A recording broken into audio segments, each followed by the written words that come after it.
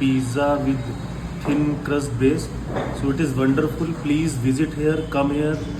बघा तुम्हीच असंच नाही म्हणत आम्ही की या एकदा टेस्ट करा. लोक स्वतः रिव्ह्यू देतात तो काउंटरला येऊन. हीच तर आमच्या कामाची पोचपावती आहे. बरं, काल गिव्हअवेच्या विनर्सची नावं जाहीर केली इंस्टाग्रामवरती. परत एकदा हार्दिक अभिनंदन सगळ्यांचं. लवकरच परत एखादा गिव्हअवे आपण ऑर्गनाईज करू. लातूरवरून आमचे मित्र रियान शेट आले होते पिझ्झा ट्राय करायला. आवडलं आहे त्यांना पण. लातूरला फ्रँचायझी ओपन करायचा विचार आहे वाटतं शेटचा. संध्याकाळी 7ला 9 बर्गरची ऑर्डर आली आणि ऑर्डर नंबर पण बघा ना, 8888. सगळे कसं सिक्वेन्समध्ये. राहुल शेट पूजा करत होते तेव्हाच. मग टीमनी रप्पा रब्बांना बटर वगैरे राऊंड गरम केले. तवर आपण स्वतः बनवतो ती आलू टिक्की पण फ्राय करून झाली होती.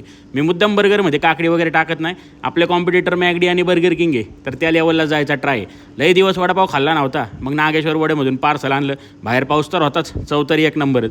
मित्रांसोबत काम करताना काही म्हणा, बोर होत नाही. नेहमीच काय ना काय करामती सुरूच असतात.